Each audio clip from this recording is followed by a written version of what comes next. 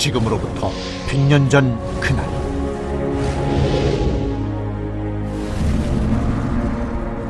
민족대표 33인의 독립선언서 낭독과 함께 일제의 총칼 앞에 분연히 일어난 만세의 함성.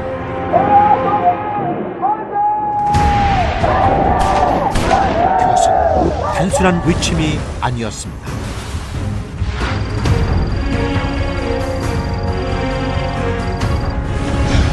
(1919년 3월 1일) 그날의 만세는 모두가 어둠을 말할 때 온몸으로 빛이 되어 쓰러진 불굴의 외침이었습니다. 3.1운동 100주년, 다시 부르는 만세.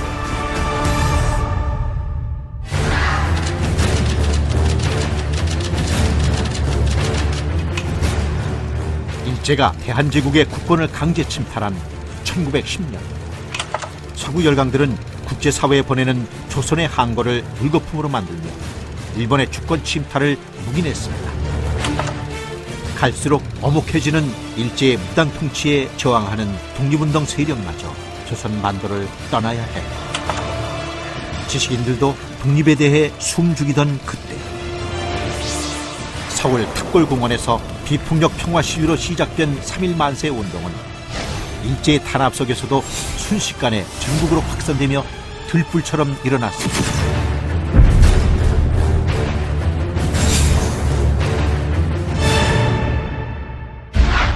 죽음을 불사하고 많은 국민들이 참여하여 진정한 대한독립 만세운동이 될 수 있었던 것은 민족대표 33인 중 50%인 16명이 기독교인이었고, 3개월 동안 3.1 만세운동으로 기소된 9,080명 중 3,576명이 종교인, 그중 기독교인이 55%에 달하는 1,979명으로 그만큼 기독교가 민족 독립에 좋은 영향력을 끼치고 있었기 때문입니다.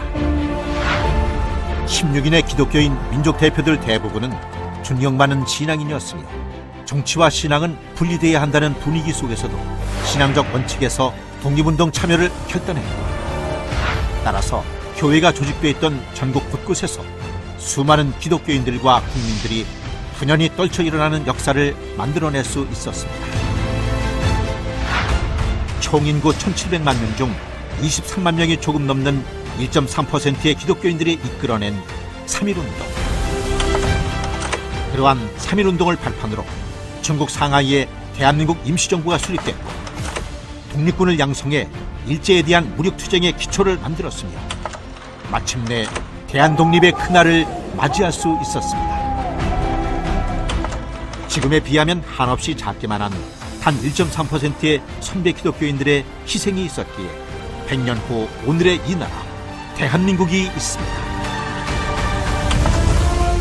전 세계 유일의 분단 국가로 민족 통일과 세계 평화라는 숙제가 눈앞에 있는 지금, 이제 이 땅의 기독교인들과 한국교회가 3.1운동의 정신으로 역사와 시대의 짐을 함께 감당해 나갑시다.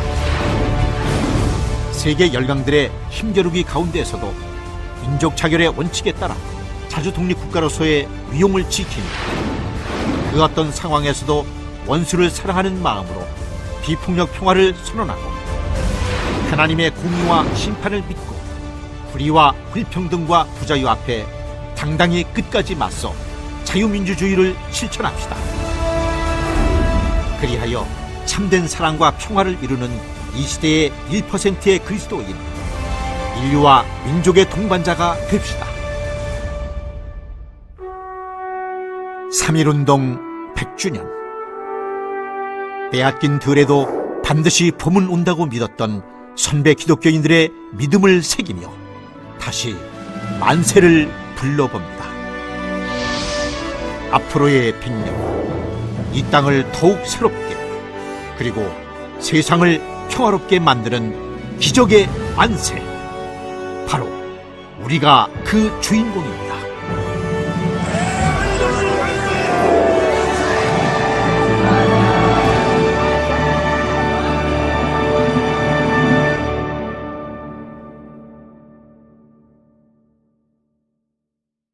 여러분이 애국자이십니다. 여러분들이 나라와 민족을 위해 기도하는 교회 그런 아름다운 민족 성전되는 우리 서강교회 오신 여러분들을 주님의 이름으로 환영합니다. 하나님 사랑이 곧 나라 사랑이라는 사실을 꼭 기억하시고 나라와 민족을 위해 기도하는 우리 모든 서강의 성도님들이 다 되시기를 주님의 이름으로 축원합니다. 여러분, 삼일절하면 생각나는 사람이 누가 있습니까? 삼일절하면 가장 먼저 떠오르는 사람 아마 유관순 열사일 것입니다. 그런데 어떤 사람은 열사라고 하고 어떤 사람은 의사라고 하고 이게 뒤에다가 뭘 붙여야 될지 잘 모를 때가 있어요. 열사는 뭐고 의사는 뭐고 또 지사는 뭘까? 간단하게 여러분들 좀 이해를 돕기 위해서 표를 한번 만들어 보았는데요.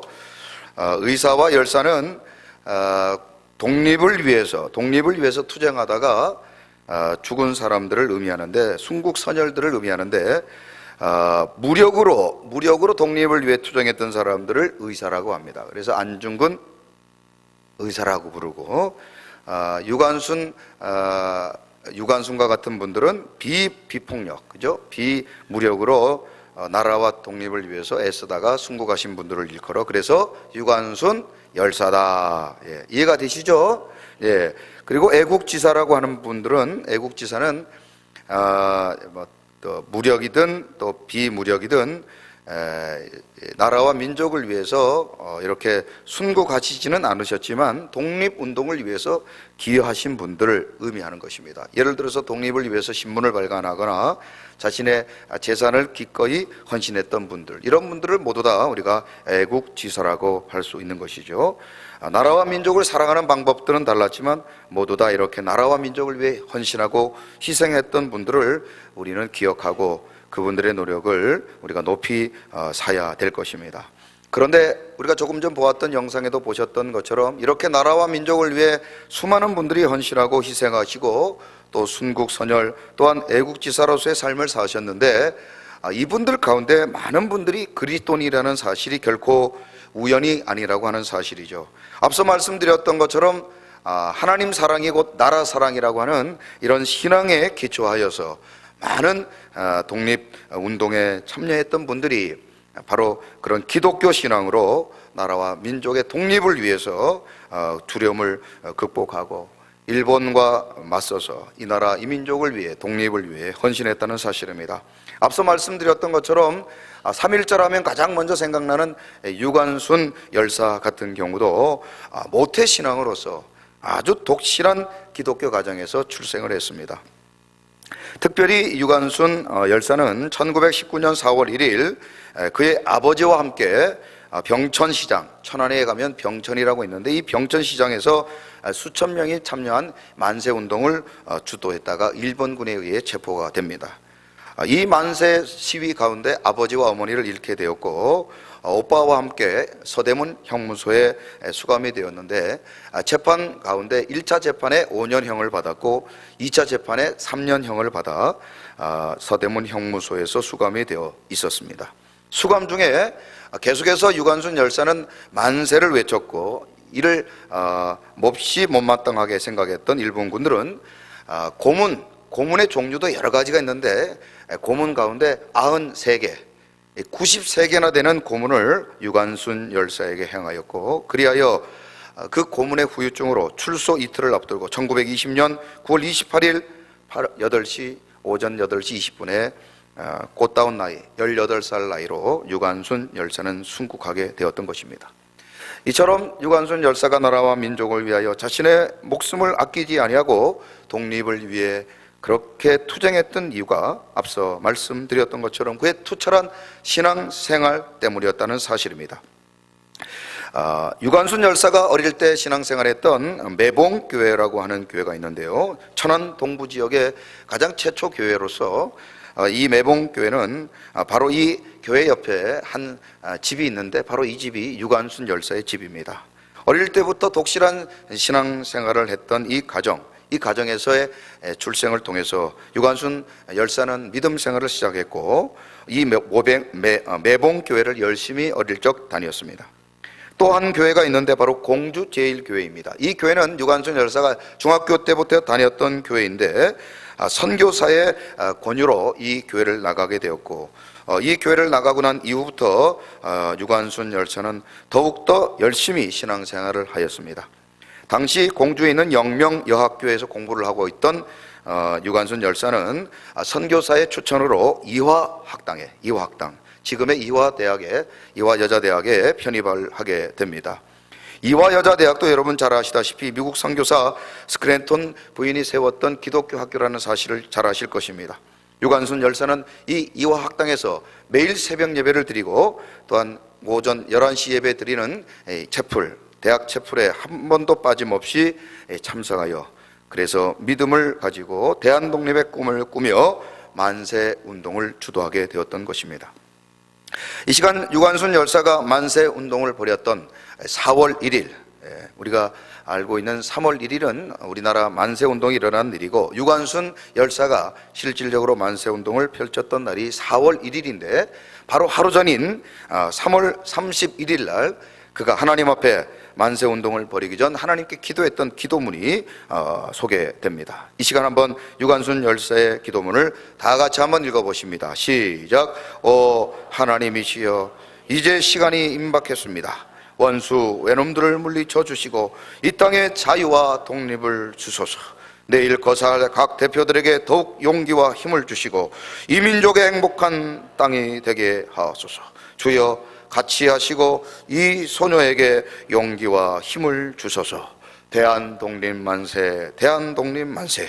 예수님의 이름으로 기도합니다. 아멘.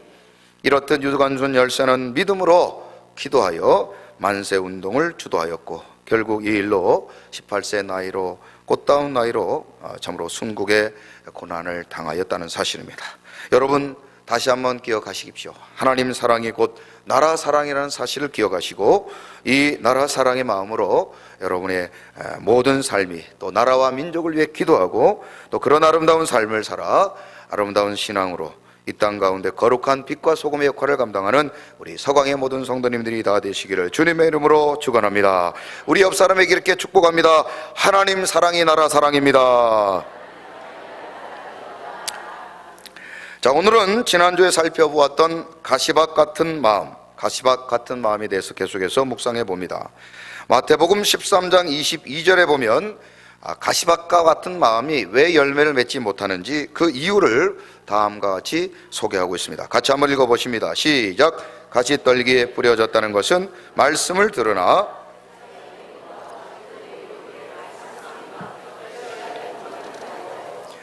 사단 마귀는 가시떨기를 우리의 마음속에 심었는데 그 가시떨기가 두 가지 모양으로 나타납니다. 같이 한번 따라해 보시죠. 세상의 염려, 재물의 유혹. 세상의 염려와 재물의 유혹이라고 하는 가시떨기로 우리의 마음밭에 열매를 맺지 못하게 한다는 것입니다. 우리는 지난주에 세상의 염려가 얼마나 무서운지, 그 세상의 염려 때문에 우리가 열매를 맺지 못한다고 말씀을 드렸습니다. 아무리 말씀의 띠가 떨어지고 복음의 씨, 은혜의 씨가 우리의 마음밭에 떨어져도 세상의 염려 때문에 우리는 열매를 맺지 못한다는 것입니다. 세상의 염려와 재물의 유혹은 구체적으로 무엇을 말하고 있습니까? 우리는 지난주에 첫 번째로 세상의 염려에 대해서 말씀을 드렸습니다. 세상의 염려는 마태복음 6장 27절에 보면 아무 유익이 없다고 하는 것이죠. 같이 한번 읽어보십니다. 시작. 너희 중에 누가 염려함으로 그 키를 한 자라도 더할 수 있겠느냐. 아멘. 세상의 염려는 말씀을 잘하지 못하게 하고 우리로 하여금 은혜와 그리고 축복을 받지 못하게 한다는 사실입니다. 염려는 하나님이 하실 일을 자기가 하려고 할 때 생기는 것입니다. 염려는 교만하는 사람이 하는 것이며, 염려는 무익한 것이고, 염려는 믿음을 역행하는 것입니다. 시작. 예. 자, 우리 정신을 바짝 차리고 다시 한번.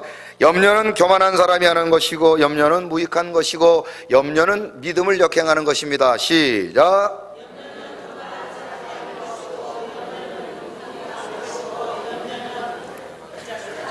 염려는 예. 아무튼 염려를 하면 됩니까? 안 됩니까? 안 됩니다. 아무것도 염려하지 마십시오. 우리 모든 서강의 성도님들 모든 염려 버리고 오직 하나님만 신뢰하시길 주님의 이름으로 축원합니다. 왜냐하면 우리는 하나님의 자녀들이기 때문입니다. 하나님의 자녀는 하나님이 책임져 주실 줄로 믿습니다. 그러므로 우리는 베드로전서 5장 7절 말씀을 모두 기억해야 할 줄로 믿습니다. 시작. 너희 염려를 다 주께 맡기라. 이는 그가 너희를 돌보심이라. 아멘. 우리 옆 사람에게 이렇게 축복합니다. 여러분은 하나님의 자녀이기 때문입니다. 아멘.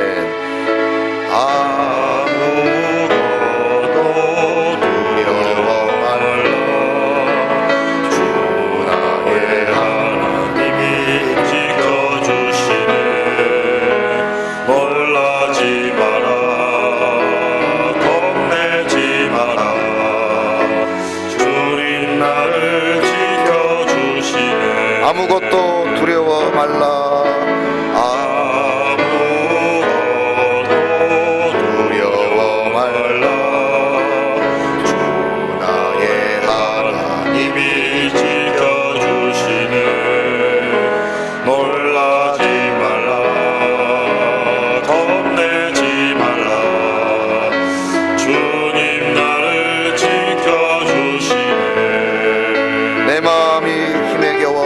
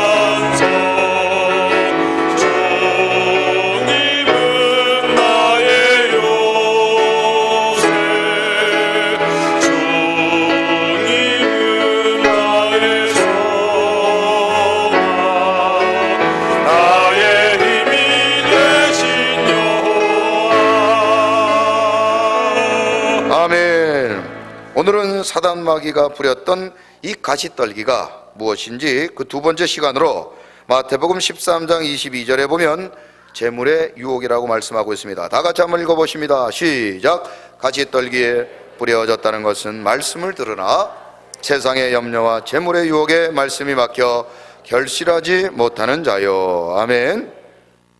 두 번째로 사단 마귀가 우리의 마음속에 뿌려놓은 가시떨기는 바로 재물의 유혹이라고 하는 것입니다. 디모데전서 6장 10절에 보면 돈을 사랑함이 일만하게 뿌리가 되나니 이것을 탐내는 자들은 미혹을 받아 믿음에서 떠나 많은 근심으로써 자기를 찔렀다, 그렇게 말씀하고 있습니다. 사단 마귀가 가장 많이 사용하는 가시떨기 중에 하나가 바로 재물의 유혹이라고 하는 것입니다. 여기서 재물이라고 하는 헬라어 플루토스라는 단어는 원래 그 단어가 많다, 풍성하다라는 뜻을 가지고 있습니다. 즉 이것을 원문대로 해석해 보자면 더 많이 가지려는 욕심, 이런 것을 의미하는 것입니다. 단순히 물질에 대한 욕심을 넘어서 이미 물질을 가지고 능력을 가지고 은혜를 받았음에도 불구하고 더 많이 가지려고 하는 욕심이 우리 속에 있다는 것입니다. 이런 욕심 때문에 우리는 말씀의 열매를 맺지 못한다는 것입니다. 저는 우리의 서광의 성도님들이 하늘의 신령한 복도 받으셔야 되겠지만 물질의 복, 이 땅의 기름진 복도 받으시기를 주님의 이름으로 축원합니다. 그러나 문제는 너무 많이 가지려고, 더 가지려고 하는 욕심을 버려야 된다는 것입니다. 예수님은 물질에 대하여 아주 충격적인 말씀을 누가복음 18장 24절 25절에 하셨는데요. 자, 다 같이 한번 읽어보십니다. 시작. 예수께서 그를 보시고 이르시되 재물이 있는 자는 하나님의 나라에 들어가기가 얼마나 어려운지 낙타가 바늘기로 들어가는 것이 부자가 하나님의 나라에 들어가는 것보다 쉬우니라 하시니. 자, 이 말씀을 읽고 여러분을 보니까 여러분의 표정이 참 어두워졌어요. 내가 이거 천국 못 들어가면 어떡하나. 그런데요, 걱정하지 마십시오. 제가 보니까 여러분 가진 물질 때문에 천국 못 들어갈 그런 부자는 여기 아무도 없습니다. 여러분이 가진 것 때문에 걱정하는 사람은 아무도 없어요. 여러분 뭐 부자가 아무나 부자입니까? 옆 사람 보세요. 누가 부자 같아요? 누가 부자 같아요? 조금 더 가졌다고 부자입니까? 아닙니다. 아닙니다. 너무너무 가진 것이 많아서 써도 그냥 남아도는 사람. 여러분 우리 서광의 성도님들 가운데 그런 분이 있습니까? 아무도 없어요. 아무도 없어요. 그러니까 여러분들은 아직 뭐 너무 걱정할 필요는 없습니다. 그런데 문제는 한번 따라해 보시죠. 더 많이 가지려는 욕심. 여러분, 어떤 사람은 물질이 없는데도 불구하고 마음이 풍요롭고 그 삶이 윤택한 삶이 있는 사람이 있는 반면에 어떤 사람은 많이 가져도 그 마음이 무엇인가 쫓기고 무엇인가 불안하고 염려와 근심으로 가득 찬 사람이 있습니다. 과연 두 사람 중에 누가 부자입니까? 그렇습니다. 가지지 못했지만 그 마음의 여유와 풍요로움을 가진 사람이 훨씬 부자이죠. 문제는 부자가 문제가 아니라 더 많이 가지려는 욕심을 가진 것이 문제입니다. 시작. 네. 잘 따라해 주시기 바랍니다. 여러분 문제는 부자가 문제가 아니라 더 많이 가지려는 것이 문제입니다. 시작.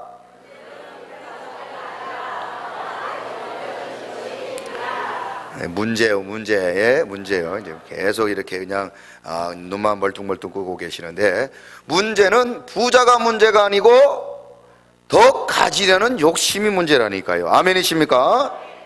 욕심이 얼마나 무서운 죄인 줄 아십니까? 사단 마귀가 아주 주력 상품으로 팔았던 제품이 하나 있는데 그것이 바로 욕심이라는 제품입니다. 불티나게 팔렸던 이 욕심이라는 제품인데, 사단 마귀는 이 제품을 언제 선보였느냐?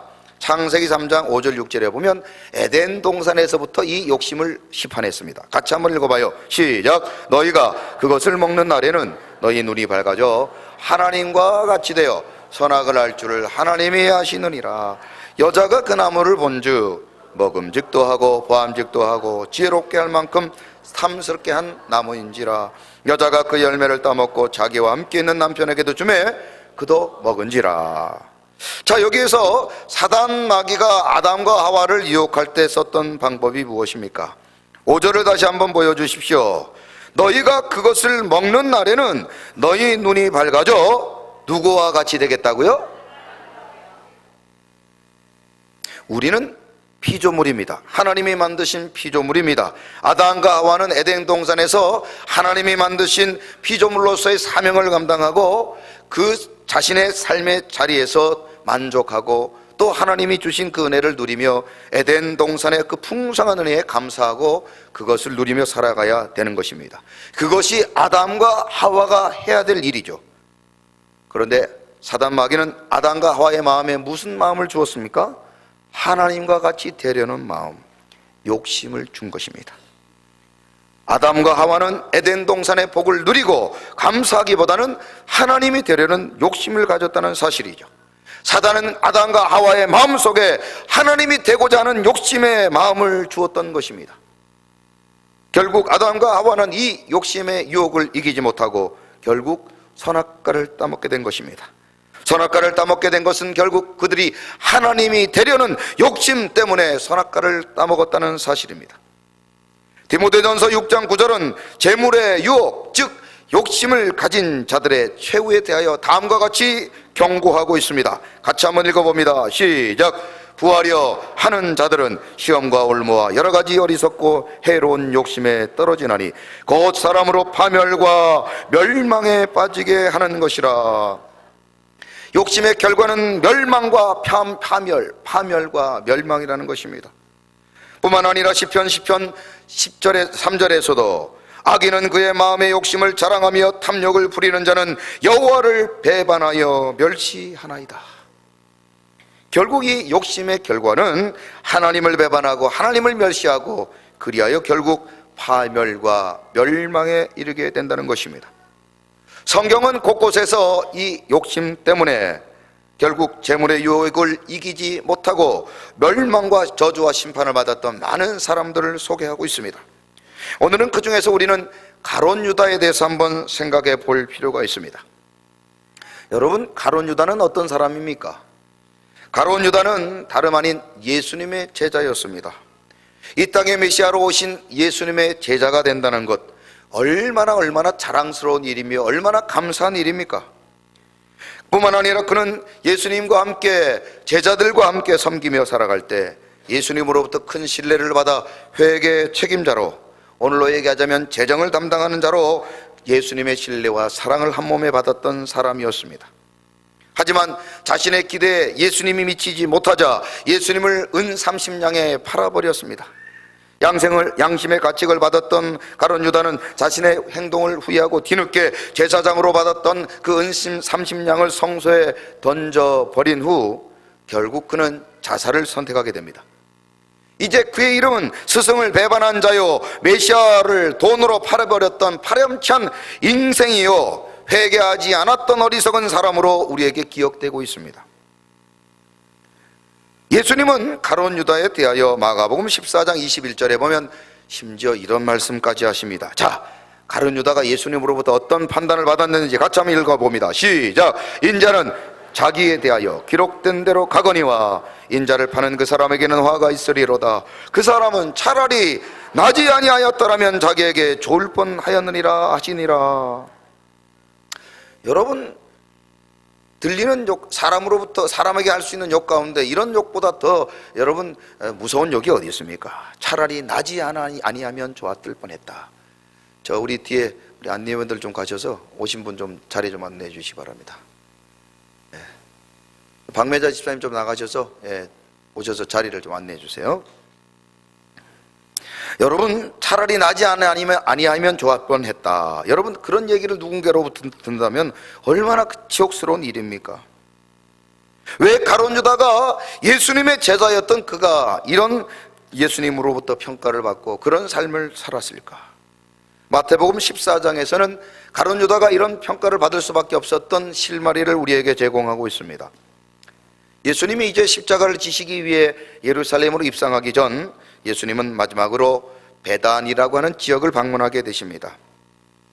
우리가 너무 힘들고 어려울 때 자신을 위로해주고 자신에게 힘을 주는 사람을 기억하게 되고 그들을 만나게 되지 않습니까? 아마 예수님도 그러셨던 것 같습니다. 십자가를 지시기 전 참으로 두려움 가운데 계셨던 예수님께서 자신의 동력자, 그를 위로해주고 그에게 힘을 주었던 사람들을 만나기 위해서 베단이라고 하는 지역으로 가십니다. 그곳에는 나사로와 마르다, 마리아라고 하는 사람이 있었습니다. 예수님은 그들을 만나 위로를 얻고 힘을 얻기를 원하셨습니다. 예수님의 이런 마음을 알았던 마리아는 아주 매우 값진 옥합을 깨뜨려 예수님의 머리에 부어드립니다. 이것은 단순히 손님을 극진하게 대접했다는 것으로 그치지 아니하고 예수님의 장례, 즉 십자가를 준비한 아름다운 믿음의 행위라고 예수님으로부터 칭찬을 받게 됩니다. 그런데 말입니다. 이런 예수님의 모습, 그리고 마리아의 아름다운 헌신을 보고 마가복음 14장 4절에 보면 어떤 사람이 화를 내고 있습니다. 마리아의 아름다운 옥합을 깨트리는 헌신을 보고 어떤 사람이 화를 내고 있습니다. 뿐만 아니라 아름다운 마리아의 헌신을 허비라고 폄하하고 있습니다. 허비라는 헬라어 단어는 낭비하다, 쓸모없이 버리다 라는 뜻을 가지고 있는 단어입니다. 지금 예수님을 위해 옥합을 깨뜨렸던 그 마리아의 아름다운 행위를 낭비와 허비라는 단어로 그 여인의 아름다운 헌신을 폄하하고 있는 이 사람이 과연 누구일까? 여러분은 궁금하지 않으십니까?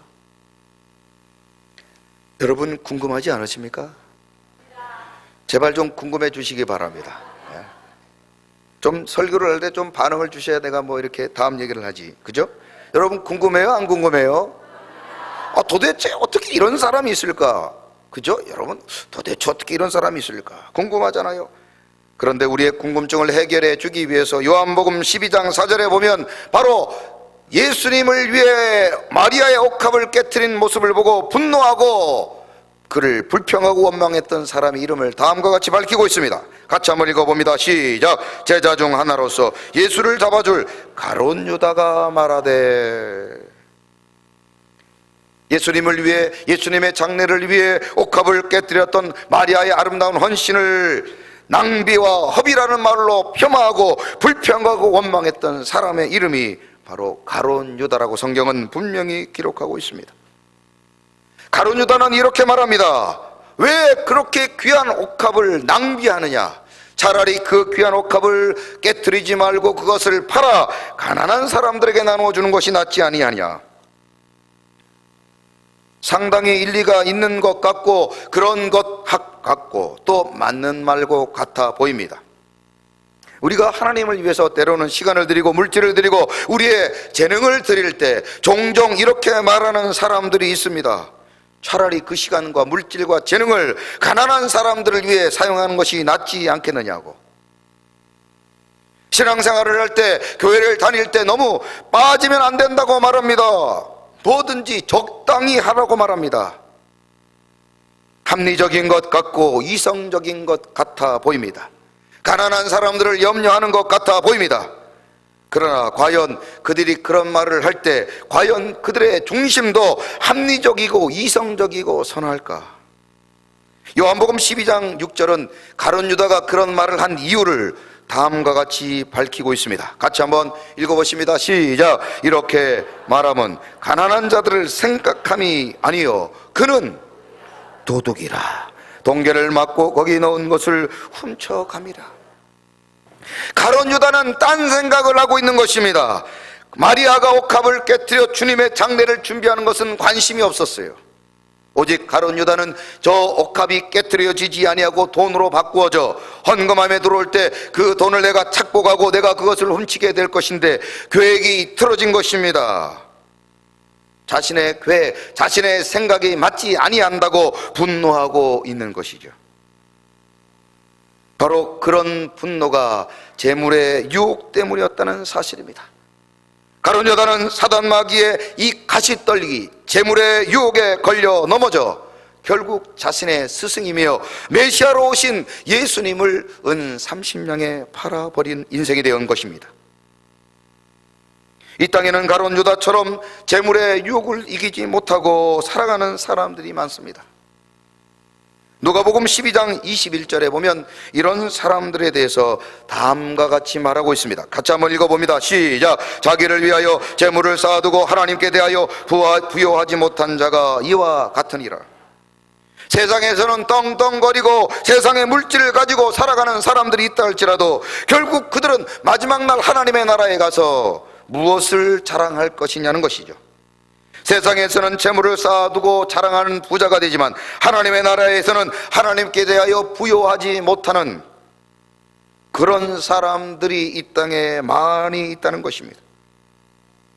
우리가 이 땅에 쌓아놓고 살아가는 그 재물은 무엇입니까? 잠언 23장 5절에 보면 우리가 그토록 붙들고 사모하는 이 재물의 실체를 다음과 같이 성경은 밝히고 있습니다. 같이 한번 읽어봅니다. 시작. 내가 어찌하여 허무한 것에 주목하느냐. 정령의 재물은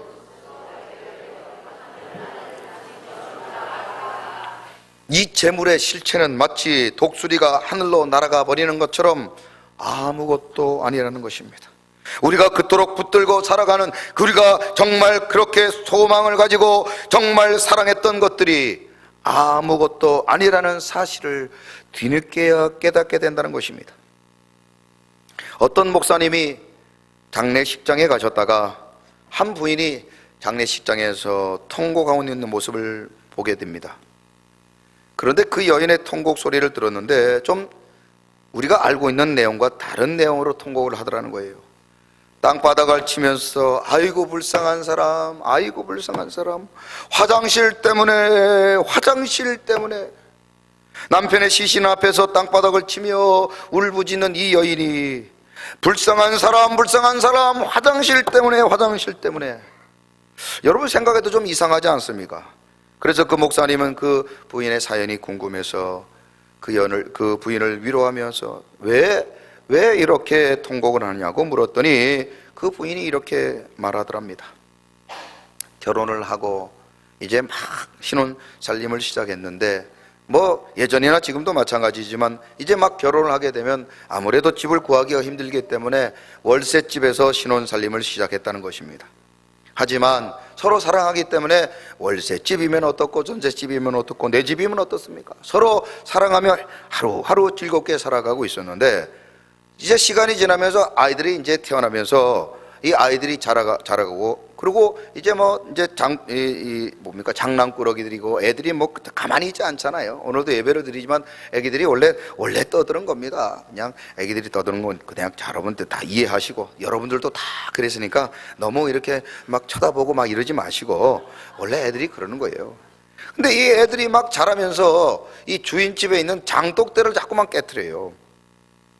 여러분 장독대를 뭐 요즘 어르신들은 집에 이렇게 장독대를 많이 두진 않았지만 옛날에는 특히 어머니들이 장독대를 아주 귀하게 생각했습니다. 이 자기 집 자식들도 아니고 남의 자식들이 또 월세 사는 애들이 이 막 장독대를 깨트리니까 눈치를 안 주겠습니까? 예? 저도 방학 때 저희 큰아버지 큰어머니 집에 갔었는데 어릴 때 장독대를 깨트렸어요. 여러분 같으면 여러분의 조카가 장독대를 깨트리면 어떡하겠어요?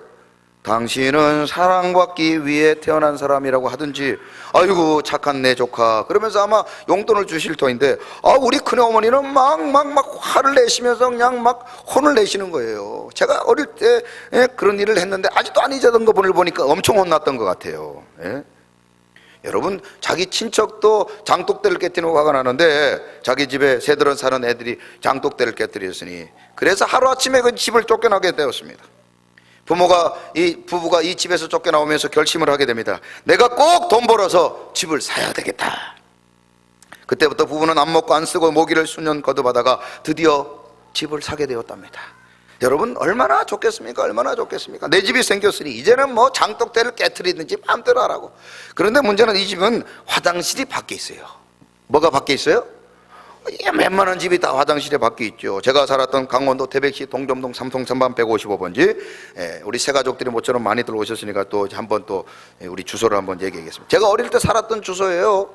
그런데 그 강원도에도 화장실이 밖에 있었습니다.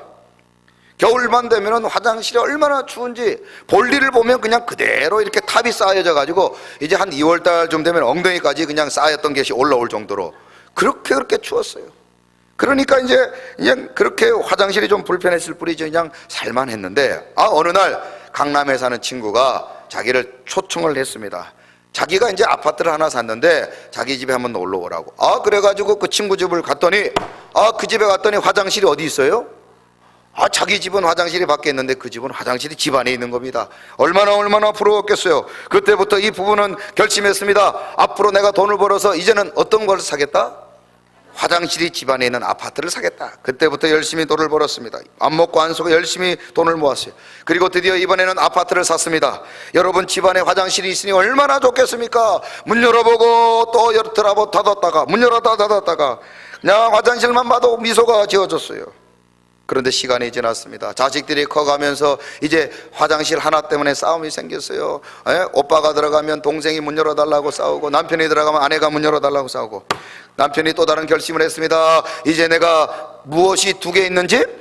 화장실 2개 있는 집을 내가 반드시 사리라. 그때부터 지금보다 더 열심히 예전보다 더 안 먹고 안 쓰고 돈을 모아서 드디어 화장실 2개 있는 집을 샀습니다. 여러분 뭐 박수 안 쳐줍니까 이럴 때? 예? 안 쳐도 돼요. 안 쳐도 돼요. 얼마나 좋았겠어요. 화장실이 하나도 아니고 2개나 있으니까 얼마나 좋았겠습니까? 그래서 드디어 강남에 사는 친구까지 자신의 집으로도 들려다가 집들이를 했습니다.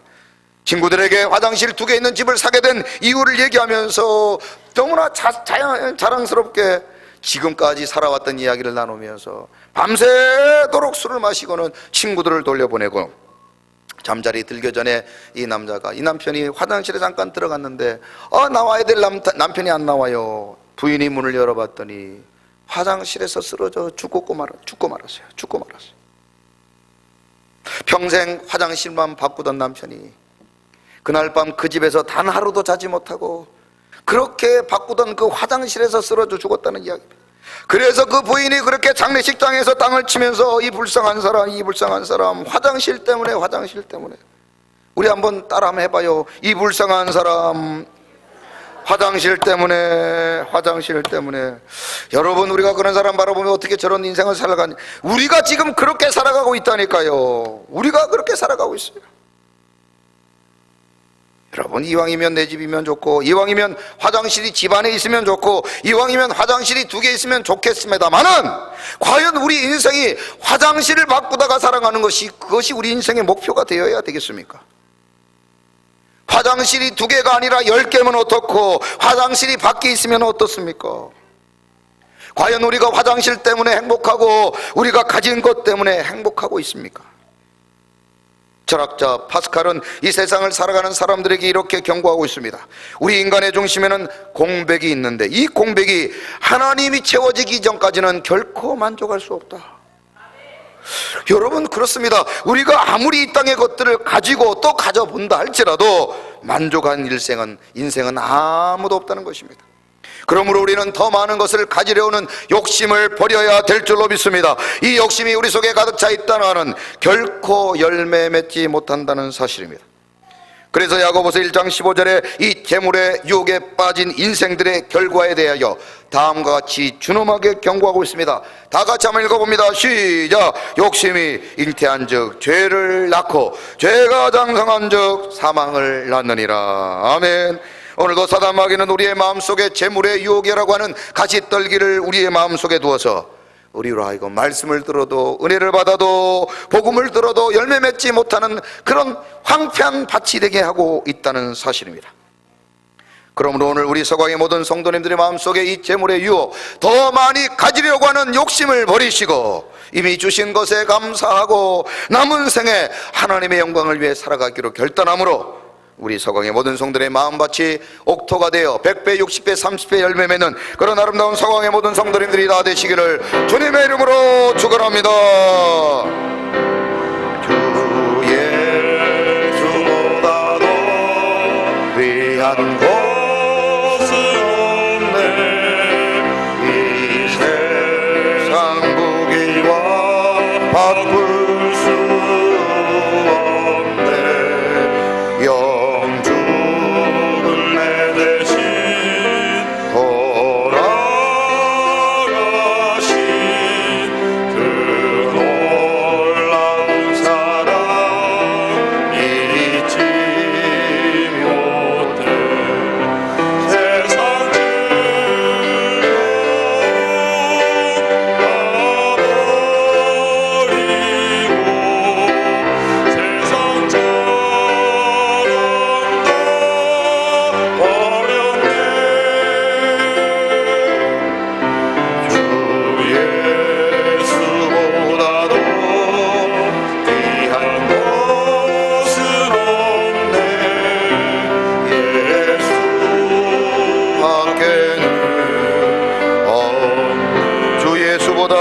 귀한 것 없네.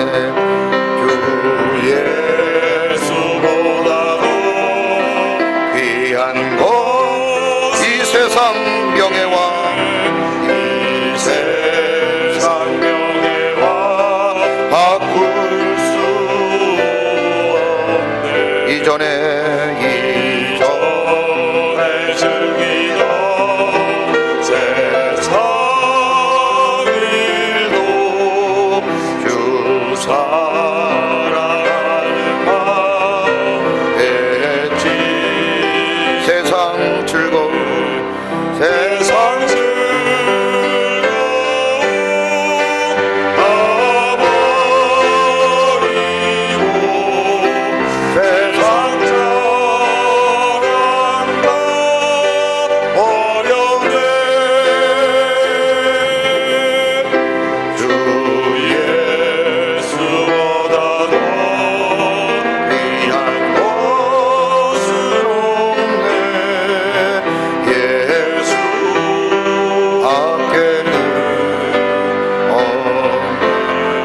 다 같이 말씀을 생각하며 기도합니다.